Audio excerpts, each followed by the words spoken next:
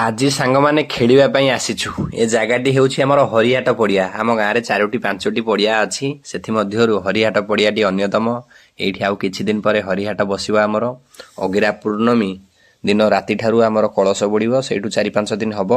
ଦେଖନ୍ତୁ ବର୍ତ୍ତମାନ ସାଜସଜା ଚାଲିଛି, ପିଲାମାନେ ଆସି ପହଞ୍ଚିଗଲେଣି, ଖେଳ ବର୍ତ୍ତମାନ ଚାଲିବ। ଦେଖନ୍ତୁ ଏଇଟା ବେଶୀ ବଡ଼ ପଡ଼ିଆ ନୁହଁ, ତଥାପି ଭଲ ଖେଳ ହେଉଛି, ଭଲ ମଜା ଲାଗୁଛି। ଦେଖନ୍ତୁ ଆଜି ଛୁଟି ଥିଲା, ବହୁତ ପିଲା ଆସିଛନ୍ତି। ଏଠି ଗୋଟେ ଗଦି ପକେଇ ଦେଇ ସମସ୍ତେ ବସିଛନ୍ତି ଅପେକ୍ଷା କରି। ଦେଖନ୍ତୁ ଏମିତି ସବୁ ଖେଳ ଚାଲିଛି। ପାଖରେ ଗଛ ବୁର୍ଛ ଗୁଡ଼ା ଅଛି ବୋଲି ଜଣାପଡ଼ୁନି, କିନ୍ତୁ ପଡ଼ିଆଟି ବେଶୀ ବଡ଼ ନୁହଁ। ଦେଖନ୍ତୁ ଏମିତି ଆମେ ସବୁ ଖେଳିବା ପାଇଁ ଆସିଛୁ। ଆଉ ବହୁତ ମାନେ ଖେଳିବା ଦ୍ୱାରା ଶାରୀରିକ ପରିଶ୍ରମ ଯେତିକି ହୁଏ, ମାନେ ଶରୀରକୁ ଆଉ ମାନେ ଥକା ଜଣାପଡ଼େନି। ସେଥିପାଇଁ ଖେଳିବା ଦ୍ୱାରା ଆପଣଙ୍କ ଶରୀର ପ୍ରତି ଭଲ। ପିଲାମାନଙ୍କୁ ମୁଁ ଏୟାର କଟର ଶିଖେଇବି ବୋଲି ଦେଖନ୍ତୁ ବୋଲିଂ କନି। ମୁଁ ଛୋଟ ପିଲାଟା ବାଡ଼େଇ ପାରିବନି, ମୋତେ ବାଡ଼େଇଲା ଗୋଟେ ବଡ଼ ଛକାଟେ।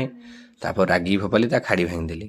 ମୁଁ କହିଲି କ'ଣ ହେଇଛି, ମୁଁ ତତେ ଗୋଟେ ଶିଖେଇବି ବୋଲି ପକେଇଲି, ଦେଖିଲା ବେଳକୁ ତୁ ମୋତେ ବାଡ଼େଇକି ବଲ୍ଟାକୁ ହଜେଇ ଦେଲୁ। ଏମିତି ସବୁ ହେଲା ଆଉ। ଦେଖନ୍ତୁ